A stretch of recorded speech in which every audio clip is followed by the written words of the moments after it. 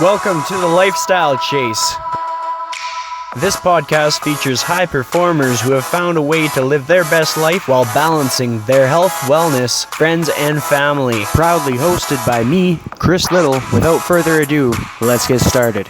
So, here we are, first time ever recording a podcast in a bar studio for episode 18 with Tracey Kalbfleisch. Kalbfleisch. Yeah. It's the worst last name pronunciation I've ever done, but I tried. It is. It's a doozy. It's a tricky one. It is, and the B is silent. Okay. So, Kalbfleisch. It actually means baby cow in German. Nice. Mm-hmm. Well, that's pretty cool. Mm-hmm. How's your day going so far? Pretty busy? It's busy, but it's always busy. Good. It's a good busy, yeah. So, take us through one of your busiest days of your week.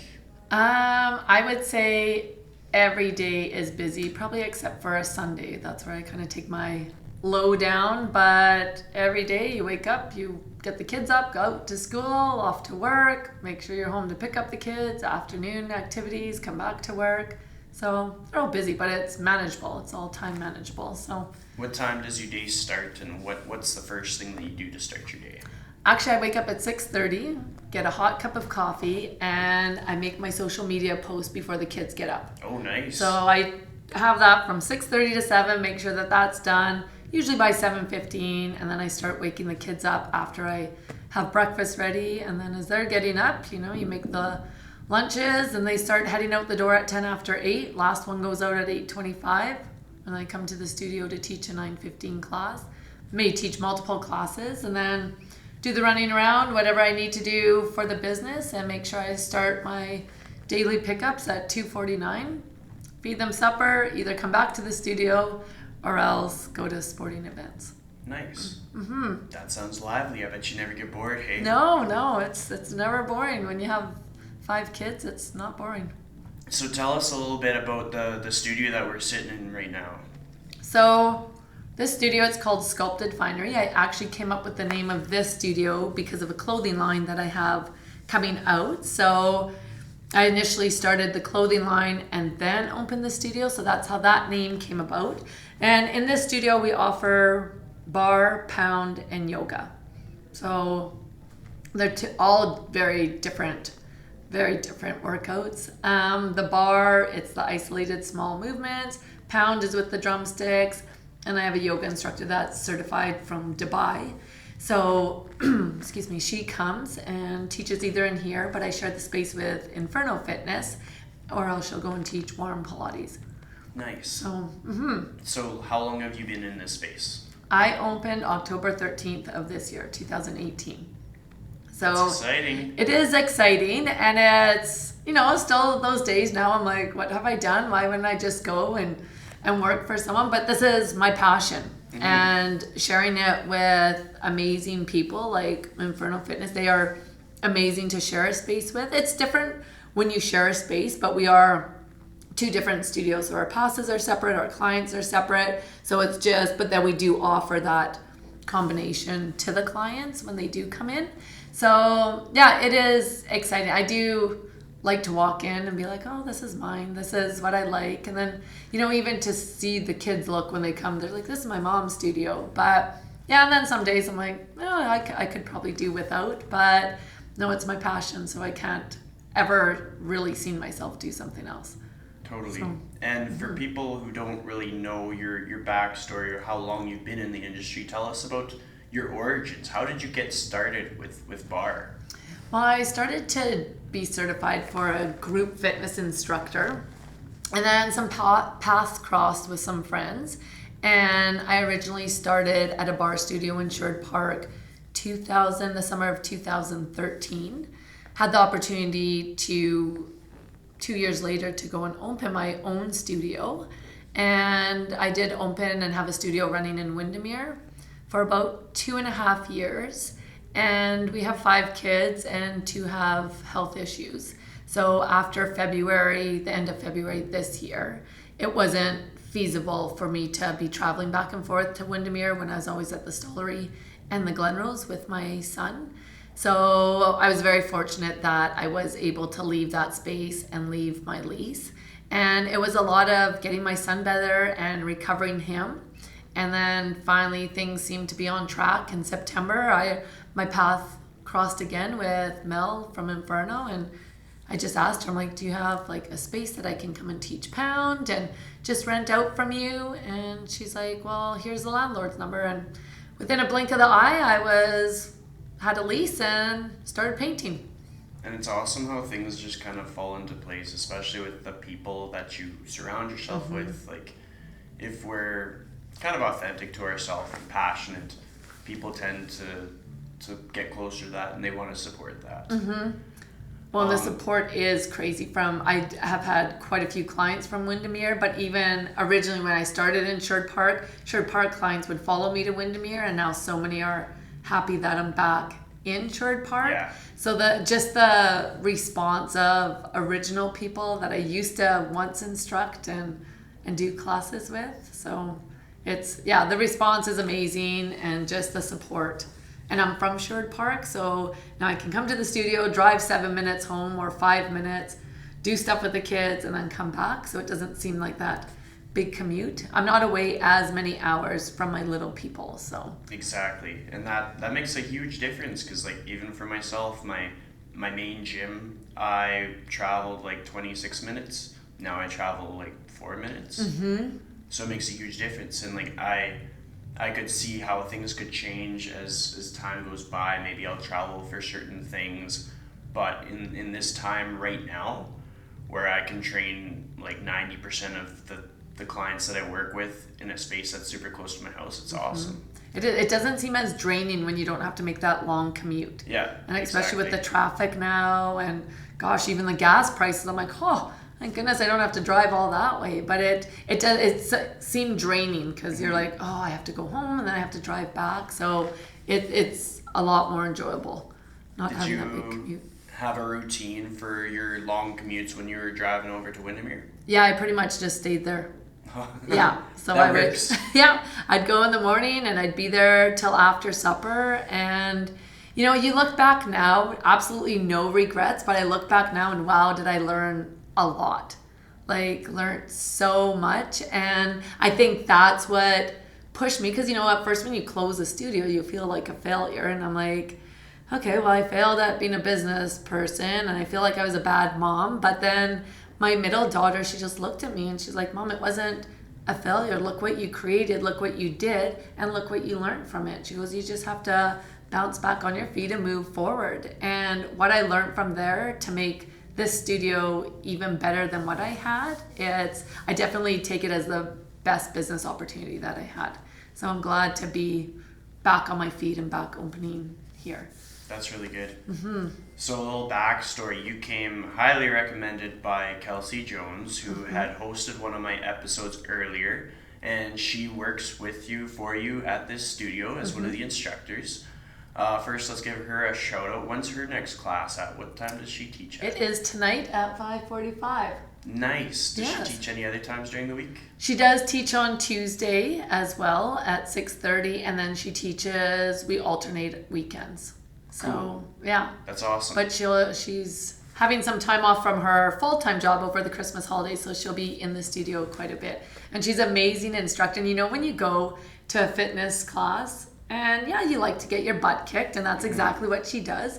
But the one thing, she can work you hard, but her instructing voice is so good.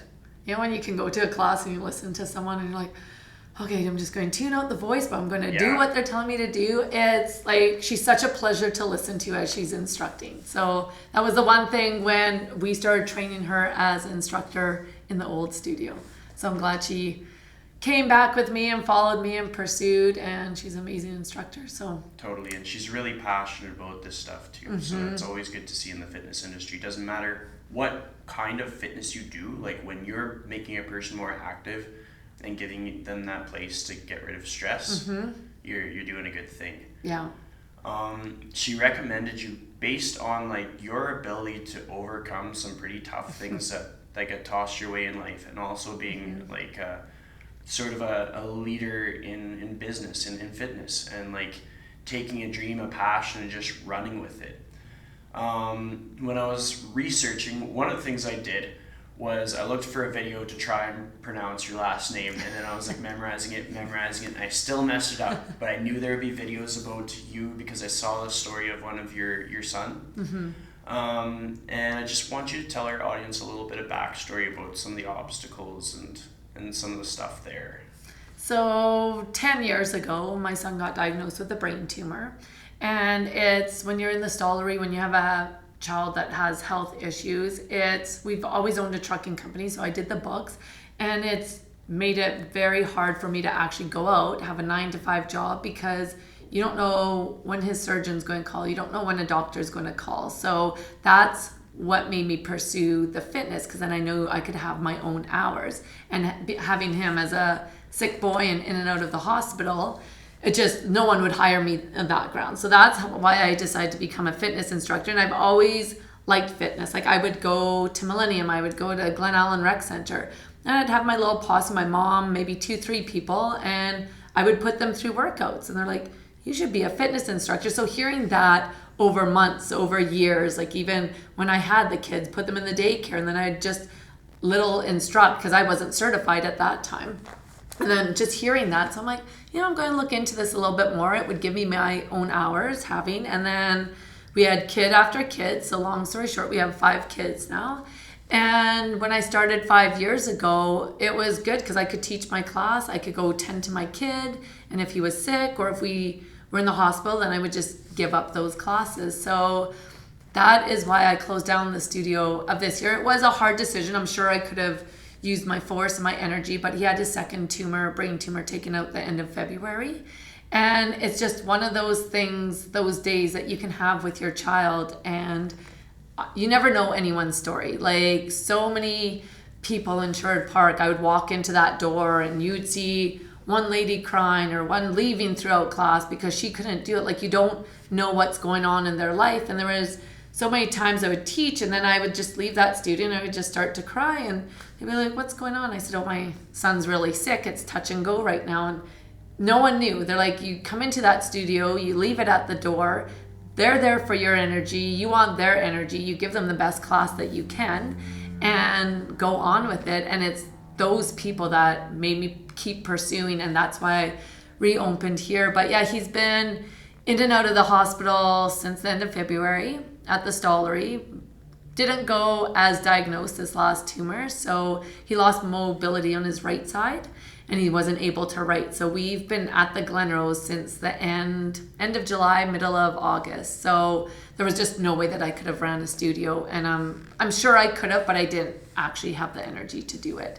So he's been now out of the Glenrose, and yeah, he's been all over the news. It's great to get mobility on his right side. He's been getting hockey sticks, and him and his OT at the Glenrose discovered that, hey, you like hockey.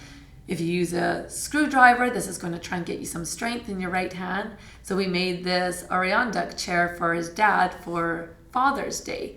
And then Chris just posted it, and my husband, and it went crazy. And Peyton's like, can I make a few more of these chairs? So then he made a couple more, and now it's gone really crazy because it's his passion, and it is actually strengthening his right side. So mentally, physically, because when you have a brain tumor removed, you're left with quite a bit of brain injury. So yes, the tumor's gone as of November 15th, but his mental illness was touch and go. If something happened with that tumor, we're lucky that we still have him because of how mentally ill he was. So to give him this passion, making these chairs, and knowing that I can come teach here, I can leave everything at the door, come and teach my clients, and then he goes and works on his chairs. And it just seems like we finally all have gotten back onto our feet, and it's just my passion. And I think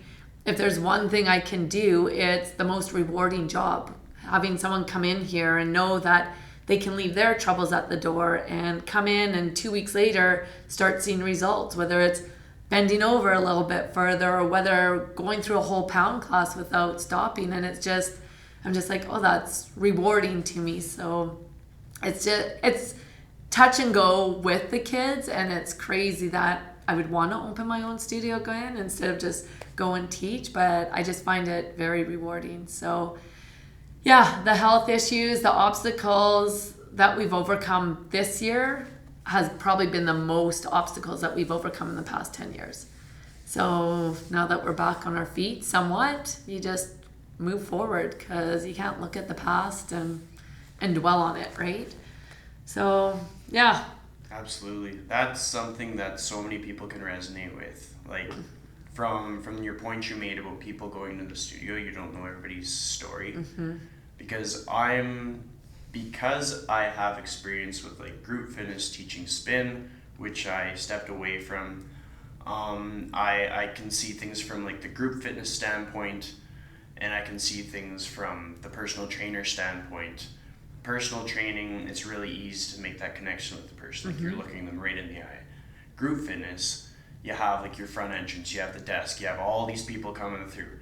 Like some people will go to a studio for the first time and they won't get that connection kind of thing. Or maybe they do, but it doesn't feel real kind of thing. So it really stands out when there's a space where people actually make a connection and actually follow up, and they say, how are you doing? And if you said not so good, they will follow up kind of thing.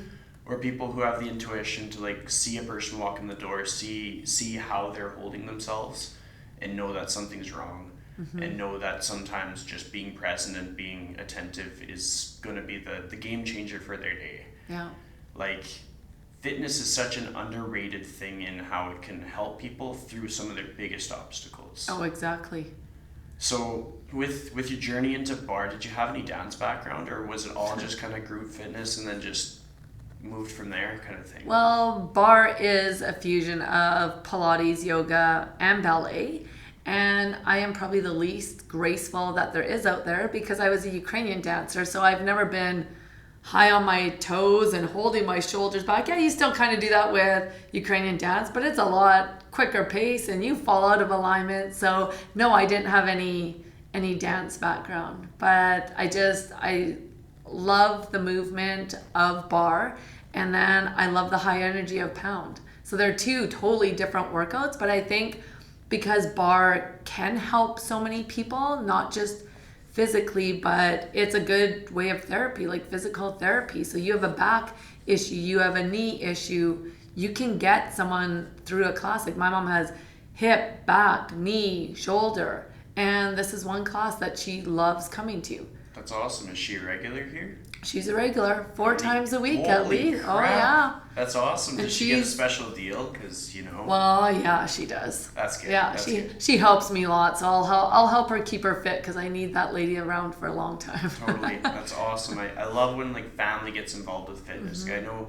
even with my parents, I'll go visit them and I'll show my dad how to do a dead bug, and then my mom will laugh because he's on the ground flailing his limbs in the air. But like little bits and pieces.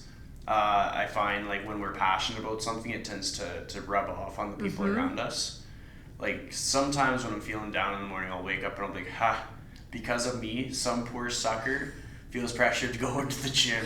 Whether they're my client or not, they just know, crap, I gotta do this because Chris is doing it. So. Or because of you, they can't get out of bed because of the workout they did prior, right? But it's that feel-good workout. Yeah. I try not to debilitate people with like heavy leg days or anything, but the odd day they'll feel it when they're walking the stairs at the mall or something. Yeah. So how about your other kids? You have 5 kids. 5 kids. That's a lot of kids. Yeah, 4 girls and then my boy. So actually all of my family, it seems like they've migrated to what I do, because the bar, like I've always had boys at the bar or date night, which I'm hoping to bring back into here in the new year. So my husband has come to bar a few times, didn't love it, but he'll come because I'm like, oh, date night, like you have to come. And then my 2 littles, so I have age 8, 10, 13, Peyton's 14, our boy, and then a 16-year-old. So my 2 little girls, I actually go and teach fit kids at their school, and they asked me to do pound, and it's crazy how much these grade 3 to 6ers love this workout. because they're constantly doing something. They have to pay attention. And then just from that, the teachers asked if I can come in after school to teach bar and pound as their workout. So then they don't come here. I go to them, they do their workout. And then my daughter, 16-year-old, and my 13-year-old come probably once a week, and they'll try bar, they'll do pound. I've taken them to hot Pilates. So the only one I haven't got in here yet is Peyton. So I'll work on him. But he started doing dry land with his hockey team. Nice. So, but yeah, so it is, you're right, it just rubs off on anyone. And there's quite a few instructors' moms that have also come, and they've stuck to the workout, or else they followed us to whatever studio, because I have quite a few instructors that came with me from the old studio. So yeah, it's just awesome. Yeah, wears off on them. Well, especially when I'm practicing pound in the kitchen, banging these sticks, because I have to rehearse this new song, and so the littles grab the sticks and they are doing it behind me. So yeah, that stuff gets catchy too. It does. Like for myself as a drummer, I see a little bit of differentiation into when you're hitting the beat, but like when you get into like the flow of things, like you can't help but join in. Yeah, exactly. And also it just takes away so much of the intimidation for so many people. Like I value the different fitness things for that reason, because someone that is just too scared to be lifting weights in a gym around other people that are doing like 300-pound deadlifts, like at least that'll get them moving. Yeah. It'll get their heart rate up, they'll get those endorphins that they need, and it'll be good for their mental health. Gets them in a community with people that support them. Yeah. I think community is probably one of the most underappreciated things these days with social media growing so much. Like one of my rules that I try to enforce for my podcast is I try to do episodes in person. Because then you're actually like, you actually have to make this commitment that like I had a bit of a time finding this space because there's not exactly a sign on the door, but I used like my process of elimination, and I was like, well, it's close to this place, and numbers and addresses, all that things. But that whole motion of coming here and knowing that I had committed this time to this interview, it's good. It's like you're making space in your life for other people to share stories, to learn more about other people, rather than just, I made this inspirational post with a curated picture and 5,000 people liked it, and now I sell free water bottles or something like that. Like that's so true. Influencer thing is good, but it's also bad. Like it can empower people, but it can also make people very closed off and very susceptible to obstacles. Like if something went wrong, where's their support circle? Where's their real people to lean on? Where's that human connection? Yeah. So I'm glad that there's so many different ways to get that back in this day and age where we're attached to our phones. Like I'm guilty of it. I have my phone all the time. I'm staring at it lots, but at least I can talk about it in a podcast. Yeah. And admit to it. Totally. Yeah, I know when we do, like there are some days, you're just having one of those days and you're like, really, I have to go in there and teach. And especially some of those days that I have, and you just don't know how you're going to get yourself in front of people, give some energy to them because you have absolutely none yourself. So those days, I could have a heck of a day with the kids, and I know that I'm going to go teach pound. And for those that don't know pound, it's such a high energy, 45 minutes. You have no idea that you're working out because you're just sitting there with these weighted drumsticks in your hand, and you're like, what the heck is she going to do? She's turned off the lights. She has a disco ball going. She has the black lights on and some strip light, and it is dark in that studio. So when they walk in for the first time, it's pretty amazing. But then when they hit those sticks for the first time, it's like they're a Christmas tree. Their face lights up. They're like, okay, let's do this. And even when the music starts, and the first time I hit those sticks after one of those days, I'm like, oh yeah, I'm going to break one of these things today. And then after, there's even in some cool down, I look out and there's people crying. And I'm like, are you okay? Like, I'm sorry. Like, first thing you think is that they hit their hand with those sticks because they have no give. And they're like, no, that cool down song, I am so happy that I took this time for me. And I came and did a workout. I had no idea what I was getting into, but it was so high energy. You made it so fun. I couldn't help but smile. And I'm glad I took that 45 minutes for myself. And I'm just reciprocate the same way, because I look at these people, I'm like, they chose me to come and spend their 45 minutes, their hour with. There's so much competition out there, but I'm so grateful that they chose me. And then in the same sense, I'm like, hey, try this workout, try this. Shock your body a bit. Don't get into that comfort zone. Like, go and try out. There's so many of us, small studios. Go and give all of us a try. And you know that you win their hearts knowing that you have their support. I have, and they have my support if they want to try another one. Yeah, of course you want to keep your clientele, and you usually do. But just knowing that, hey, go try hot Pilates. It's a great workout, you know? But yeah, it's that passion, and for someone to choose their passion and me be their passion, it's pretty cool. And it's awesome. I totally know what you're talking about with seeing like a client outside after the class, just like kind of crying pretty much. Yeah. And with the cool down song too, because something that's unique about me versus other trainers in town is there's probably very few to no trainers that are as like involved in spin as I am. So I see things from both sides, and I know what that emotion is. It's like they call it flow state, and it's basically, I would best describe it as I've figured out all these things that were in my way, and then finally I found that I could just overcome it. And whether that be with the other bodies in the room or with some physical overcoming in it, and then you get that paired with just the right song, and you feel that energy, and you just feel unstoppable. And the great thing is, no matter what people do for that, they can apply that to like real life. Like, I am confident that if I can get a person to flow state, I can get them so that they would be confident enough to ask for a raise, or they could be more confident just walking around, just because their self-talk gets so much more positive, and well, I mean, their physical appearance is going to change too. And like looking at yourself in the mirror, there's never anything bad to say about looking yourself in the mirror and thinking, yes, I am proud of that person. Yeah. But just that whole like facing that mental block, because physically if we can get there but continue, and then you just get over that hump and then keep going kind of thing, that it's such a good mental trigger.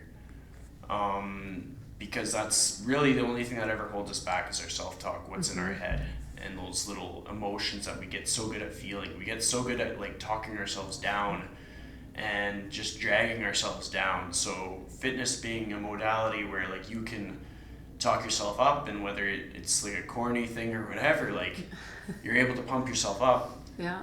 Now that I say corny, it is important. I think some of the best instructors of any fitness thing, or best trainers, are very sincere, very genuine. Everybody has a different story, but if they're able to tell their story, it makes them a lot easier to sort of buy into, or to create that like long-lasting bond. A lot of my trainer friends have some sports background. Some of them got injured. Some of them it's like a weight loss story, but they all have a story of some sort. Some of them it was like facing anxiety. So I'll hear people talk about how they want to get better at their motivation. They want to like come up with better things to say for motivation. Like, that's not quite how it works. Yeah.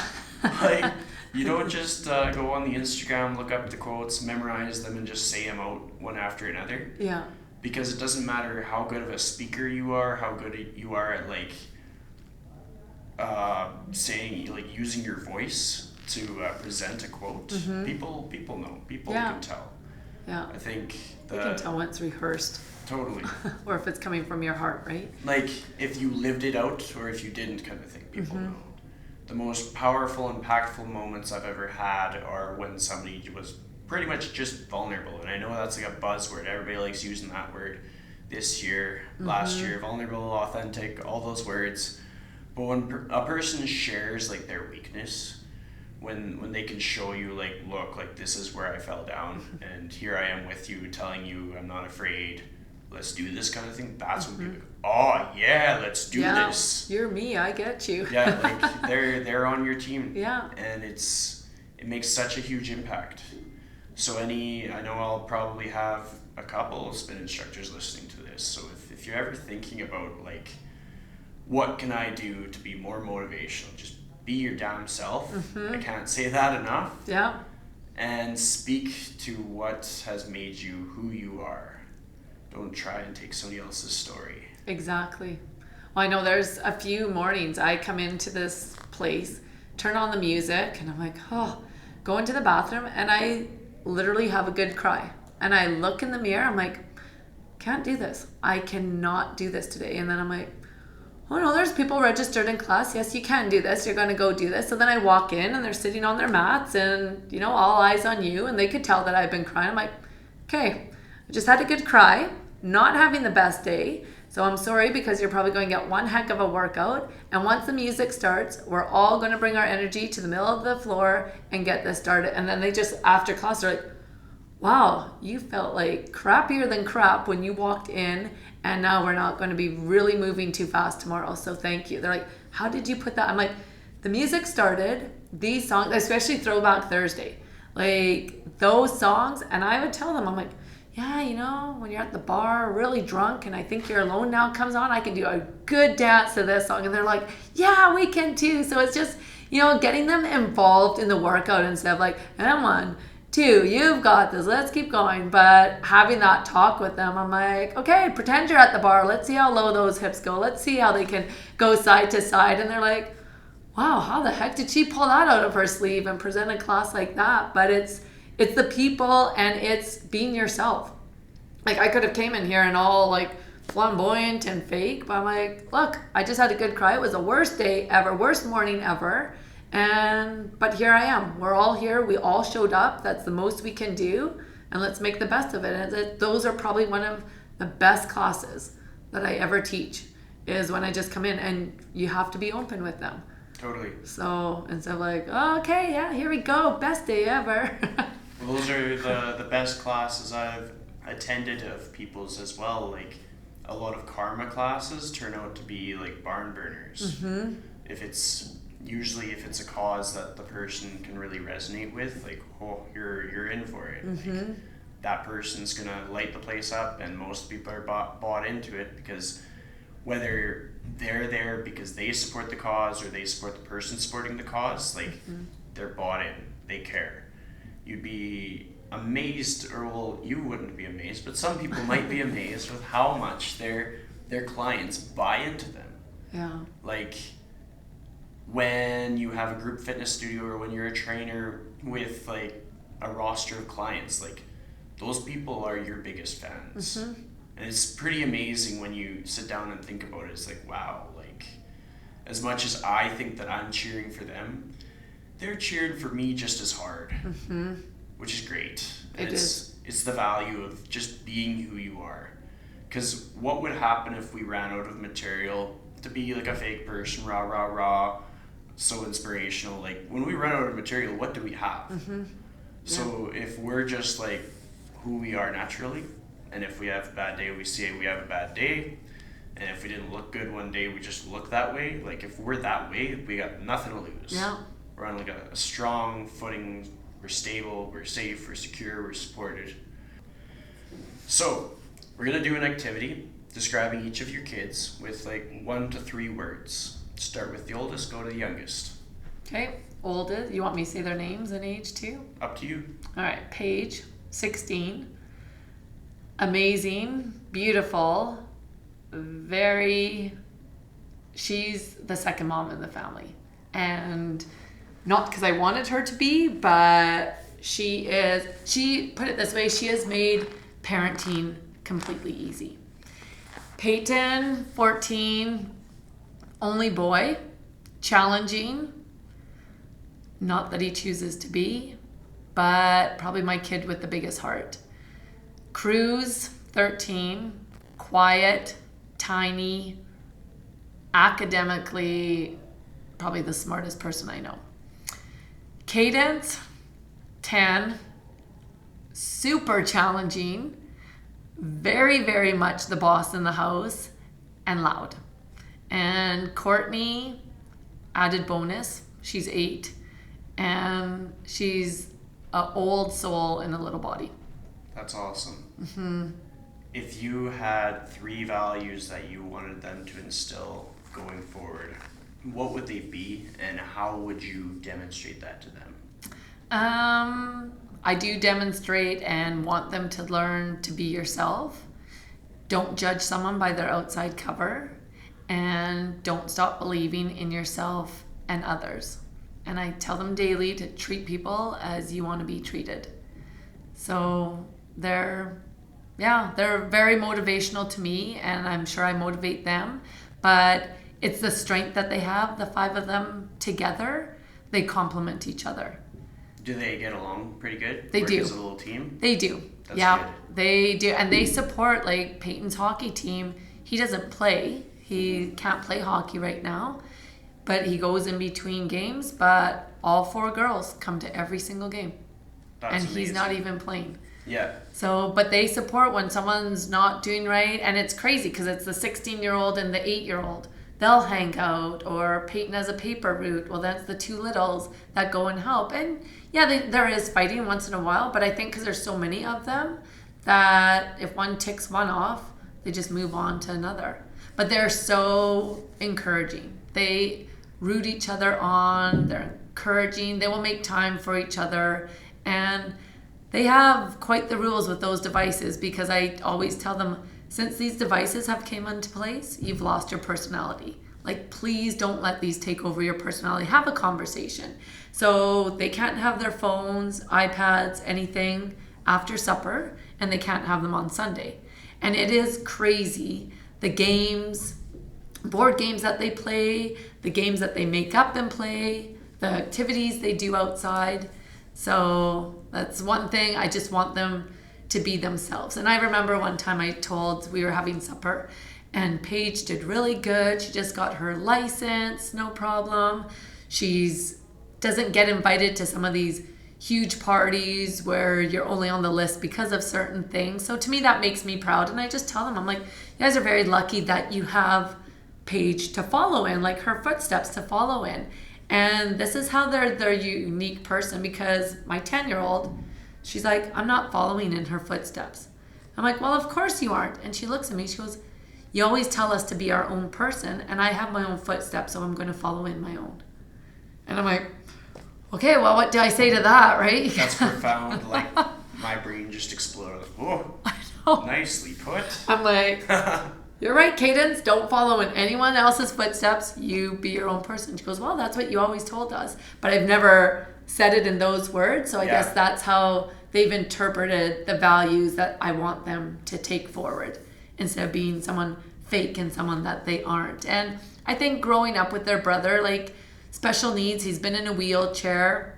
And I think experiencing that, it's made us strong as a family. It's made them strong as kids, because now, they would look at someone, and whether they're using a walker or they're in a wheelchair, and they look at me now and they're like, could you imagine the challenges that they have? But look, they're still smiling, instead of like, what's wrong with that person, and doing that. So I think it's really strengthened them and realized that, hey, life doesn't come easy. You're not entitled to anything. You're not given a silver platter. What you're going to get, whether it be at your sports, academics, you work towards that, and you're going to get far because of what you're doing, not because of whose butt I'm kissing to get you somewhere else. So I think they just, they're not spoiled and they're not entitled. They have their chores. But even when we walk into the stollery and the neurosurgeons look at Chris and I, and they're like, hats off to you guys for staying together. 89% of the stollery families are separated. And he's like, what do you guys do?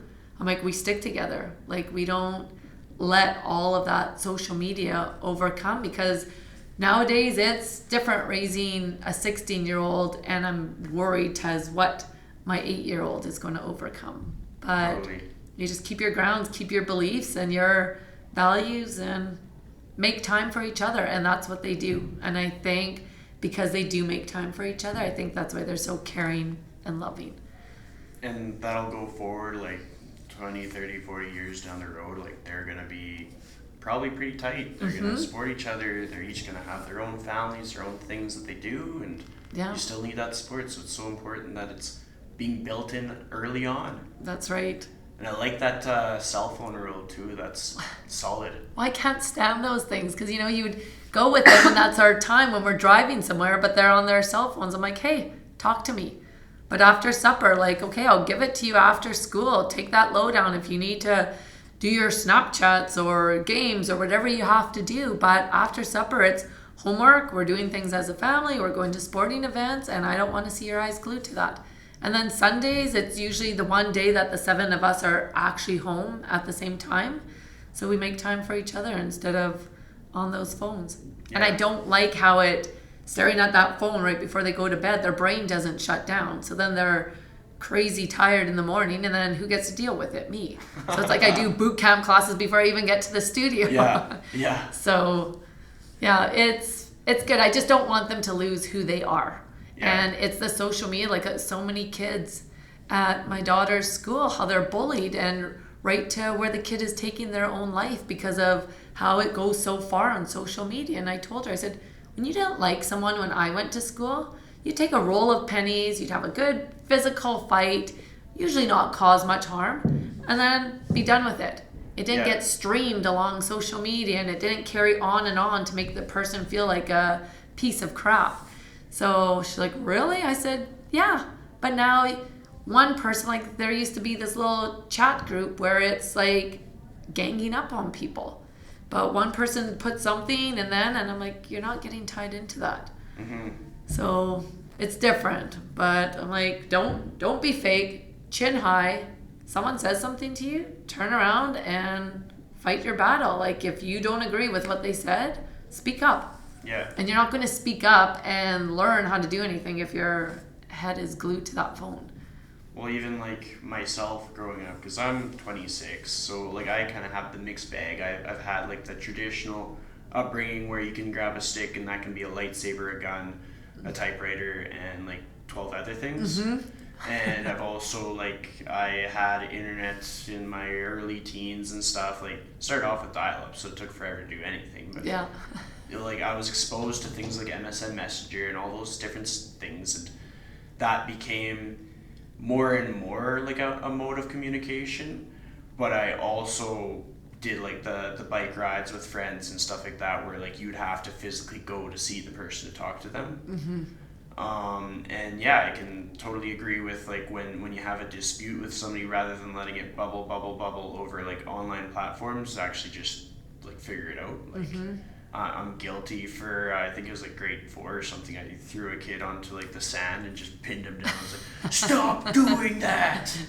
And it's like probably the most aggressive I've ever been in my whole life, just as a kid. Yeah. But they obviously aggravated me, they had it coming. But like, to actually live your life outside of a screen, mm-hmm. and continue, because like phones are great tools. But I've also like been chilling with my 2 nieces, and the youngest one was playing a game, and I was like, so like, how's school? And she's like, hold on, I'm just like turning a corner in this game. I'm like, what the heck? But it was just one time that I really noticed that. I think my brother and my sister-in-law do a really good job of raising them, and mm-hmm. they listen to the podcast. So okay. I hope that they get any little tidbits that are new to them. Yeah. But I also am pretty proud of them for how they raised my nieces, because they're good mm-hmm. kids. Yeah. So I like to hear about all the different tips and tricks. Like, one day I'll be reflecting on all these past episodes, and I'm like, now I have all the hacks. I've gathered them from leaders of business and fitness all over Edmonton, so I got all the tricks. Yeah. So yeah, it's probably, that's what my friends say. They're like, you're the one person that when the phone rings, we know it's you. You're probably the one only friend that we have that will pick up a phone and call instead of text. Yeah. So, and it's crazy because I have so like a lot of support group. A lot of our friends are so supportive. Yeah. And it just is mind-boggling sometimes how people let like social media and let so much get in the way of actually interacting with each other. Like, I'm like, oh yeah, I'm free. Like, let's go for lunch.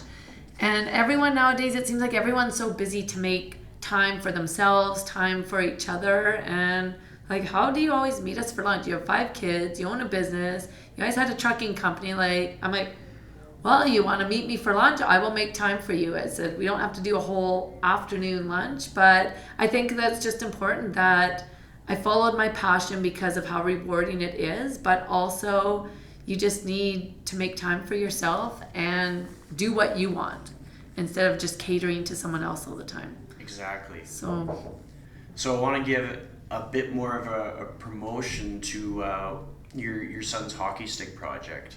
I think I saw in one of the videos that was online that he has like a shop that he does his chairs out of now. Yes.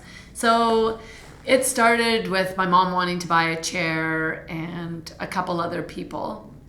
And then how did it come about? Jason Gregor played in the Alzheimer's hockey game with my husband. And Chris is like, you know what?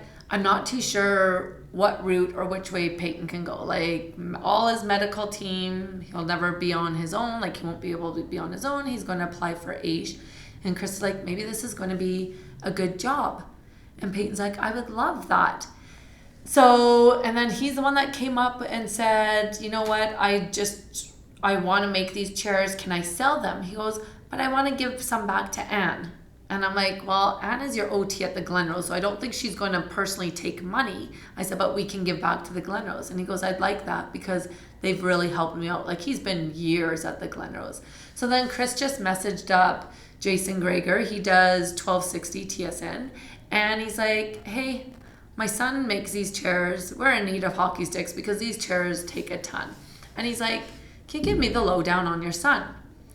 He goes, no, I can't. My wife's a lot better at that, so she'll talk to you. I'm like, oh my gosh, Chris. And it's right when I opened here. I was teaching so many classes, lost my voice, everything. So hats off to Jason that even understood anything I was talking to him on the phone. Hence, my voice still isn't good. But so then he did this amazing article on Oilers Nation. And it had to do with our family, with Peyton, with the Sherwood Park Kings accepting him as honorary captain. Not able to play, but the circle, how it got him involved. And his article is called Hockey Heals.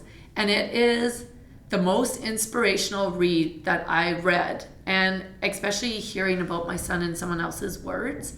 And I just looked at Peyton and I said, you're clearly my hero. Like, it is crazy to read. So then City News got a hold of it. CTV News, Global got a hold of it.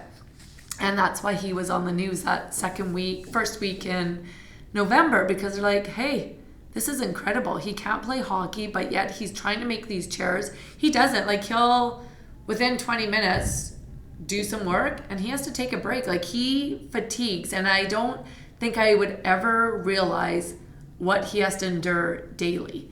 And so that news article, those news stories went out. And my husband works for Streamline Mechanical, and he was just telling like his boss and a couple guys, and he's like, you know what?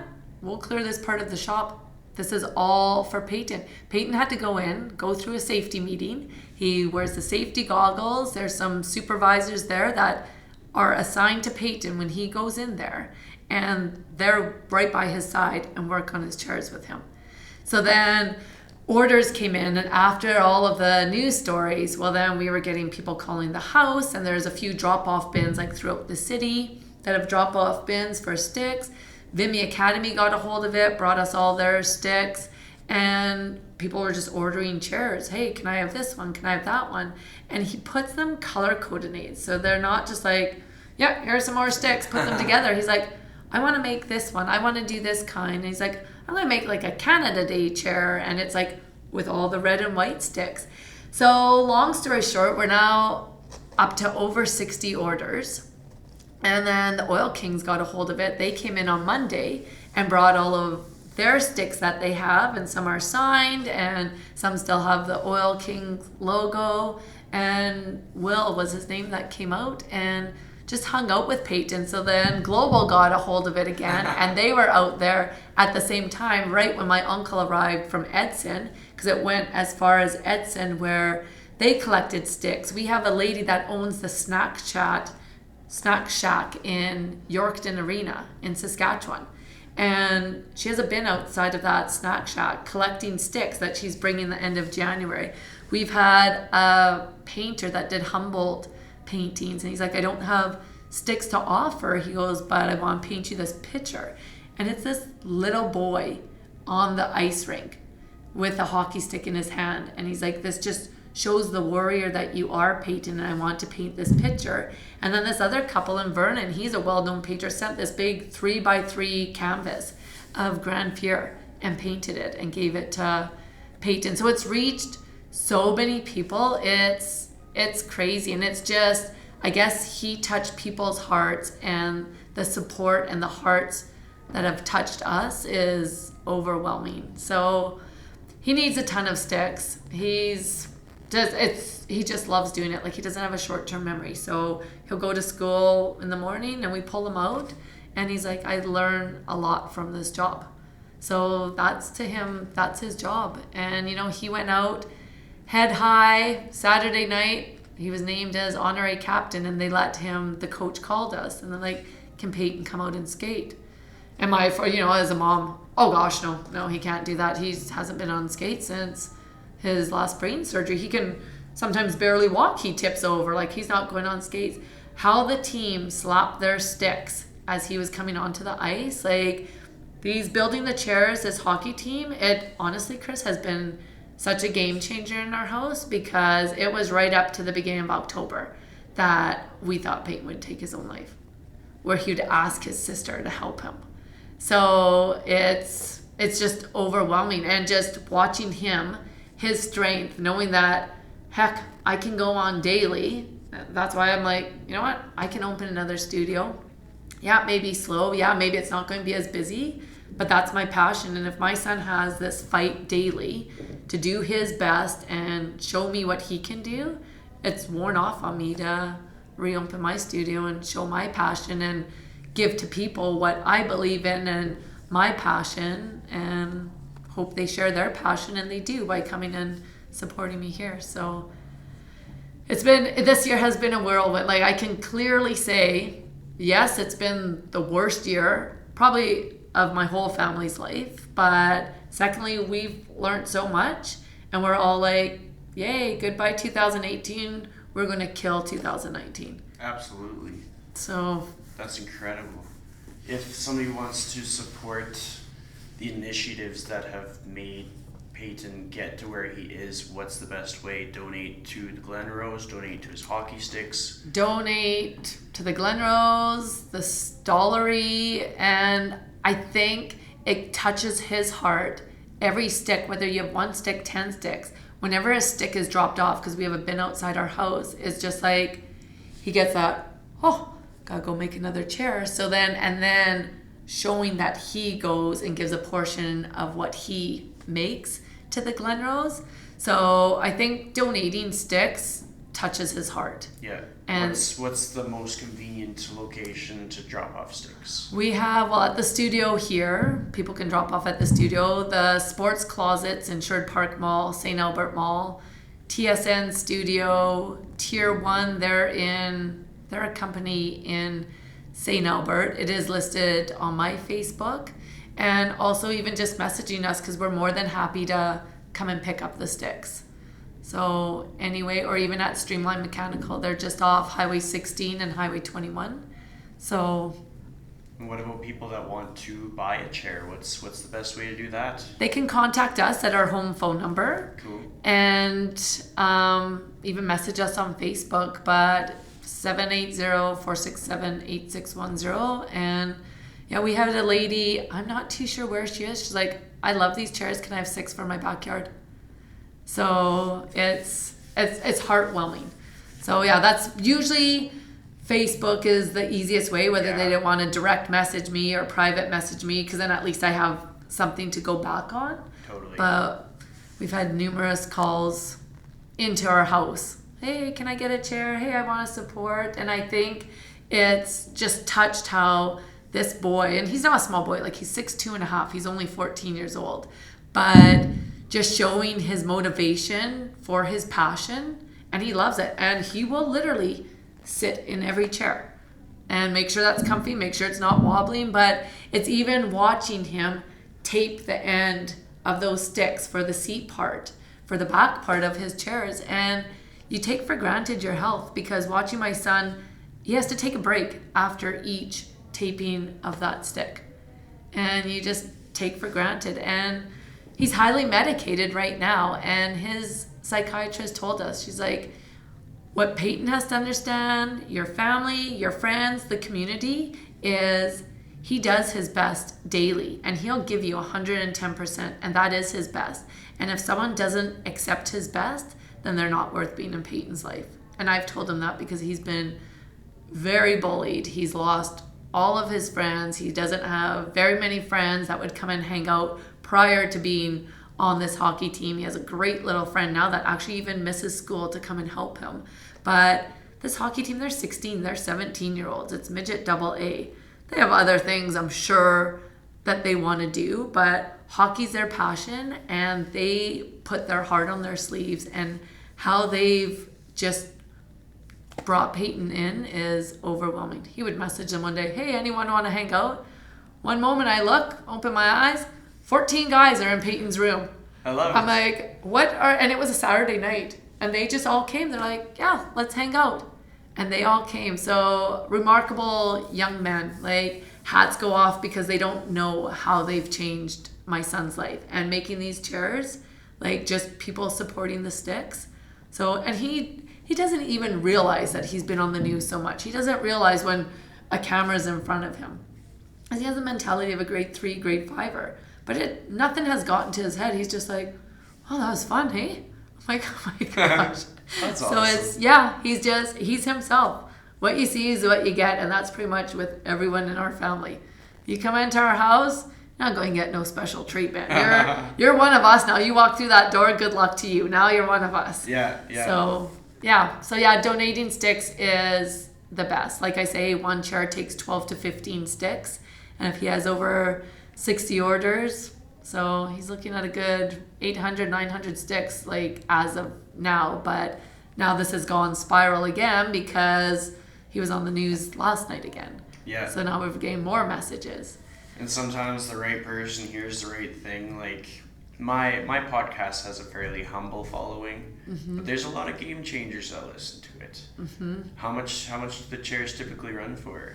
They're $150 now, but realizing how much time it takes Peyton and the material, and he gives 20% to the Glenrose. We're just think, after he buys the material and that and his time, like he would do it no problem. But if we're looking at this as a little job for him, so right now they're $150. We were thinking of maybe putting them to $200 and create a good cushion if he has to apply for AISH, like just looking out for his future. And it's something that he enjoys doing. And that's something that makes sense, and I think a lot of people would support that and stand by it. It sounds like a pretty appealing chair for, like, maybe if somebody was getting the new place, they need a new chair for their new house or a Christmas gift kind of thing. Yeah. So I think that could get a lot of people thinking about what they're gonna get for Christmas gift, or for just a little sentimental gift that has so much meaning to it and does so much good. Well, literally, you men are hard to buy for. Totally. So it's hard. But even one of the moms, the goalie's mom on the team, she's like, we donated those sticks. She goes, I wonder if Peyton can put, because each chair takes up 2 goalie paddles. So she goes, can Peyton make a chair with some of Blake's sticks in it? And he did. And Peyton, the mom told me how special this one stick was. And Peyton's like, well, I can't use it. It's broken in half. But what he did is took the good part of that half and put it on the side of the chair. So he's getting this chair for Christmas, and he kept the blades on the goalie stick. So instead of the average arms, he kept the blades. So it's Blake's goalie sticks on these chairs. And then heartwarming, Tylene Trophy was so nice. He created a logo with 2 sticks and the brain tumor ribbon and put Peyton's project for each chair. So he donated these metal plaques to stick on each chair. That's awesome. It is. It's the community. It's been overwhelming, or even like the city, the province, and streaming into BC and Saskatchewan. Like, it is amazing. And it's just, we call him our hero every day. And if you're just having one of those days and, you know, something didn't go right, or you think you're entitled to something, that's what the coach said of the hockey team. He's like, you don't realize how it's made the boys on this team realize you just don't get what's always given. You need to fight for what you have. Yeah. So it's very heartwarming. I learn a lot from him. Totally. Well, I think everybody that listens to this is going to be pretty inspired. And they'll have a lot to take away from this. And usually with any of the show notes and stuff, I'll always leave links to like the different foundations, like the different charities. I'll leave some links to the videos for reference so that people can kind of get the other perspective. And I'll add in that article that was on Oilers Nation, because that sounds like a good read. It's incredible. You'll leave that article and you'll be like, I'll honestly probably cry. Oh yeah. I don't think, even when Peyton went on the ice on Saturday, I don't think there was a dry eye, but we've had so many people that read that article, and even like some of the moms on the hockey team, like, what? We had no idea. It stems from Peyton's life. It stems to how, because he got denied to be on a team. All he wanted to do was be a water boy. I'm not going to say what team, but that crushed him, and that made the beginning of October so hard for Peyton. So hard. So Logan, one of the players on the Kings, his mom asked me one time, she was like, do you know the coach? Do you know this Tyler Steele? And I'm like, Tyler? Yes, of course I know him. He goes to Camp Everest. That's the only camp Peyton can go to. It's kids for brain tumor, brain cancer. And you have nurses going, you have their neurosurgeons going, their neurologists going. And it's a camp for these kids to be who they are, not be judged, not be bullied. And Tyler goes. He always went because of his nephew. Unfortunately, his nephew passed and he kept going. And it was because of Tyler that wanted Peyton to keep going to this camp. And it was hard for me to let him go for the 4 days, but he loved going. So when I'm like, yeah, of course I know this guy. And she's like, well, this is Logan's head coach. I'm like, oh, he's a fabulous man. Not knowing. So then Logan approached this coach to see if Peyton can be part of the team. He's like, can we have him in the dressing room? Can he go on the road trips? So he's gone on road trips. They have suited him with King's gear, right down to the coach's coat, to shorts, tracksuit, everything. He goes in the dressing room between periods and he listens to the speech. He fills their water bottle, but it's that sense of belonging. So then when Jason approached me, he talked to Logan and he asked Logan, like, why would you do this for Peyton? He goes, I saw him being crushed. I saw what it did to him, and I just wanted him to feel that he belonged somewhere. He goes, because I've always belonged on a team, and I've never known the feeling of not being able to belong on a team. So seeing Peyton, how he was crushed, Logan took this upon himself, talked to the coach. Well, long story short, the coach has been through so many obstacles. So Jason went in and talked to the coach and stemmed as to why this coach is now coaching because of all the obstacles he's faced. Like, it is the most incredible, and that stems right to how the Glenrose has helped Peyton get mobility. Like, his first tumor being removed, he was equivalent to a 6-month, and at the time he was 5 years old. He couldn't walk, he couldn't talk. We were always at the Glenrose. He has left side paralysis, so for it to now trigger his right hand, he doesn't have a dominant hand that he can work with. So Oilers Nation, read it. I encourage anyone to read it, and you'll just realize, like, hey, my life isn't too bad. Me backing into that tree, that wasn't the end of the world right now. Exactly. Like, it's crazy how reading someone's story that you don't know, like it not being your friend, not being your family, but a complete stranger's story and an actual physical, real human, makes you realize, hey, you know what? If this kid can get through that, and if these people have stuck behind them, yeah, my life isn't that bad, and let's go out and support. Like, we've taught so many different values into our kids, and just because of their brother, like we drove home from the Stollery and we drove past the cemetery, and my kids are like, do you think there's kids in there? Because at first my little, she's like, what is that? And I said, well, when you pass, that's like a cemetery, so then your loved ones can still come and have that time with you. And then we came from the Stollery, we came from seeing Santa, and they're like, so those kids don't get to see Santa anymore? I'm like, no, they don't. I said, so that candy cane that you guys were fighting over, because one was broken and one was whole, consider yourself lucky, because eventually they're all going to be broken when you bite into them. So then the next day, I could tell that something triggered in one of my kids. And like, so if those kids don't get to see Santa, can we be Santa? So probably for the last 6 years, we go grab a hot chocolate, we're in our jammies, we put on a Santa hat, and we go and put, it's called the Garden of Angels, and we go and put a candy cane on all these kids, where these kids are. And to me, when it's Christmas time, the first thing my kids ask is, when are we going to go and see the kids?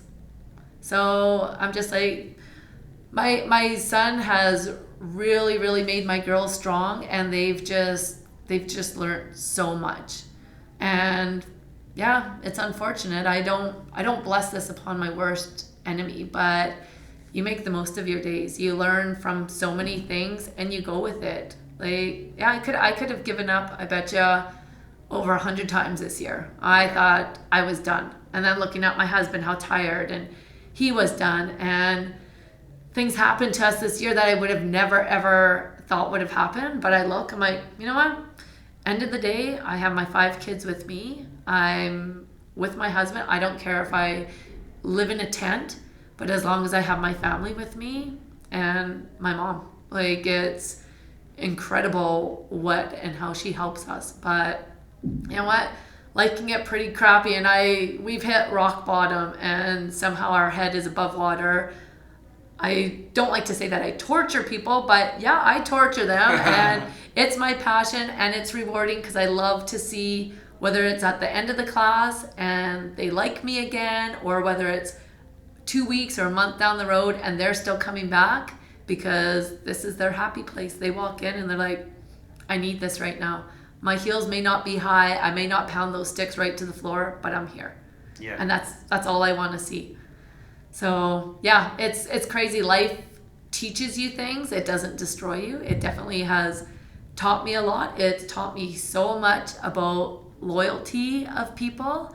Like this year when we hit rock bottom, oh yeah, numerous friends that are no longer friends, but at the end of the day, I have the ones that support me and like me for who I am, not because of what I drive, not because of where I live, not, they support me and they're there for my kids and me. So it's crazy. Life is crazy, but at the same point, it's so rewarding. So yeah. What an episode, I tell you. Like, if people don't listen to this one, I'm gonna be upset. Well, there's many times you don't know how I'm holding all this back, but I'm like, okay, I'm gonna look out those windows right now because I can't look you in the eye because I'm ready to break down. But there's no harm in crying, right? No. If you have an emotion, you feel that emotion. Yeah. We're gonna wrap this up, get to our last question, which I ask every guest, and they all answer it a different way. But if you could give people one piece of advice on how to most authentically live your life to the fullest, what would that piece of advice be?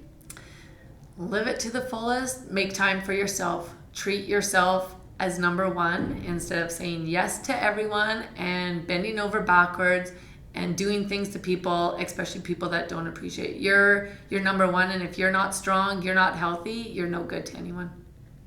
That's great advice. Thank you so much. Well, thank for the you. time today. Thanks. I'm sure I'll see you around. Oh yeah, at the bar. Only a matter of time.